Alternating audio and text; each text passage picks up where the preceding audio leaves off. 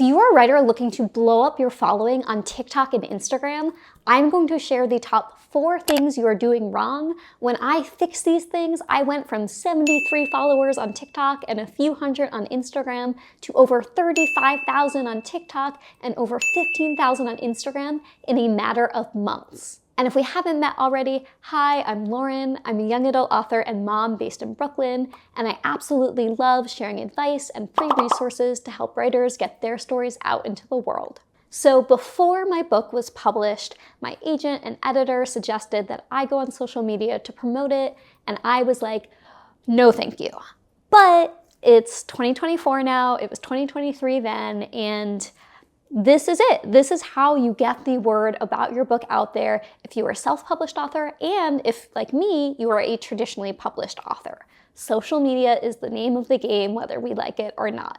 And now that I'm hugely into social media, I absolutely love it and the community that I found. But when I was first starting out, I was doing everything wrong. I couldn't even get a single follower. I was like going through the platform, liking everyone's posts, following tons of people, and I had on my bio like, I'm a published author with HarperCollins, follow me, I love giving advice. No one followed me and my posts were not taking off. They were getting capped at 200 views, and then I was doing so badly that they started getting capped at 60 views. I even emailed someone from TikTok and I was like, did you shadow ban me because I was setting posts to private? And they were like, absolutely not, your posts just suck.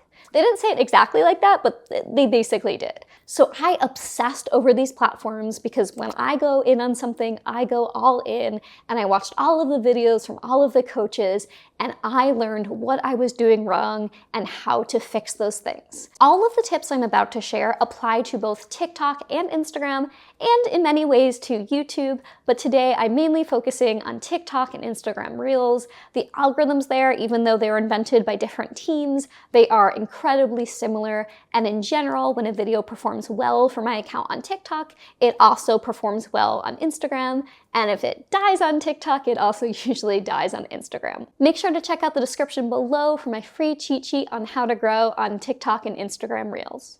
So let me get into the top 4 things. So the first thing you are doing wrong is that your videos are all about your book. Now, this is not to say that you should never have any videos about your book, but in general, the algorithm doesn't tend to promote these videos. So I could go into this a lot more, but you need to be providing value to other people. And sure, in your mind, your book has a lot of value, but other people on the platforms don't know anything about your book, and they are going to scroll away before they find out. So you need to make sure you're providing high value posts. Maybe you mention your book in them, but they shouldn't just be about your book. If you do that, 99.9% of the time, your posts just aren't going to go anywhere like mine didn't, and you're going to end up frustrated. The second thing that you're doing wrong is that you are just trying to follow and hop onto trends. I did this. I kept just putting like my cat in videos and being like, she's so cute. Why aren't they taking off? And so here's what happens. Our feeds are filled with these amazing, super funny trends, and we see they all have like hundreds of thousands and millions of views, and we think, oh, I have a great take on this. I don't even need 1 million views. Even if I get 10,000 views, that will be great. But what we're experiencing is selection bias. We are seeing the top, not even 1%, but like 0.0001% of videos that are making their way to our feeds and to everyone's feeds. Because when you win big on these platforms, you really win big. What we're not seeing are the 99.9% of videos that are hopping on these trends and not doing well. And so you can succeed at these trends, but only if you are a true expert at making trend videos, which I am not. Let's say you are very, very good, but you're not the absolute best. These videos just aren't going to meet the metrics that are needed for these algorithms to blast your videos out. So you have to be really, really good, generally really funny, really great on camera, and usually you have to already have a lot of followers for the algorithm to pick these videos up. So in general, if you're trying to make it on Instagram and TikTok as a writer, I say usually trends aren't the way to go. That being said, trending music that is used in these trends or just trending music in general, I always recommend using those when you can. I do think that can help to boost your video's performance. The third mistake that you're making is that you haven't figured out your clear niche. So a lot of people are just posting videos about all different things, and this can confuse the algorithm, and they just might not promote your video to that many people. Because the way the algorithm works, in short, is that they test your video with a small group of people, and if it performs well, they test it with a slightly larger group, and then a larger group, and an even larger group. And so when they're trying to figure out which group to test it with, if all of your videos are about the same topic, like mine, they're all about writing, they immediately know that group to test my videos with. And if my videos perform well enough, let's say 10 or 20% of people like the video, then they show it to a bigger group. But let's say they were testing my videos initially with a group of computer scientists. You know, there might be that overlap. I'm picking up one in particular. He's not my husband, but he's a really great writer who's working with one of our editors. There's that overlap. But there aren't a ton of writers who are also computer scientists, and it's just not going to meet that minimum requirement for TikTok to decide that it's a high-value video. So if you're all over the place posting about your family and your dog and your hiking, I mean, that's great. Like, I'm sure your content is very good, and there are going to be some people that love it. But if your goal is a lot of growth and to get the word out there about your book to as many people as possible, you generally are really going to want to find and determine a niche. Once you've grown, you can then expand out more, but initially when the algorithm is still trying to decide who you are and who to show your videos to, you really want to pick that niche.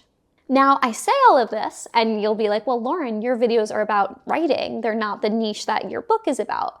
But a lot of writers are readers, and also pretty early on, I was like, hey, I really love helping writers. So I realized I could have made a separate account that just targeted the key readers of young adult contemporary books, but I was having so much fun helping writers, and so many writers were going out there and supporting me and getting my book and showing up to my events that I decided to go all in on this one niche, because that and being a mom and also sometimes writing were enough work, and I just didn't have it in me to also devote a lot of time to an account solely based on selling my book.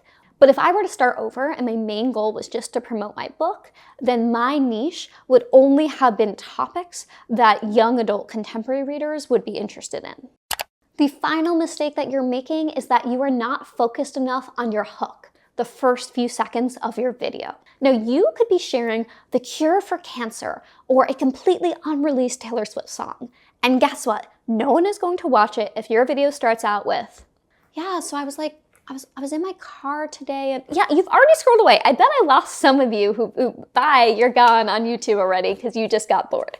If you lose people even for a second, like, they're just gonna swipe up. There are so many much more interesting videos on these apps. And so those first few seconds are really, really crucial. You want to get right into it.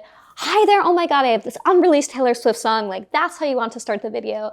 And to be fair, that might be an exception, even if you started the video out in the most boring way and just it was complete silence for 10 hours, but that song was at the end. Like, Swifties will find it. But in general, you want a really, really strong hook.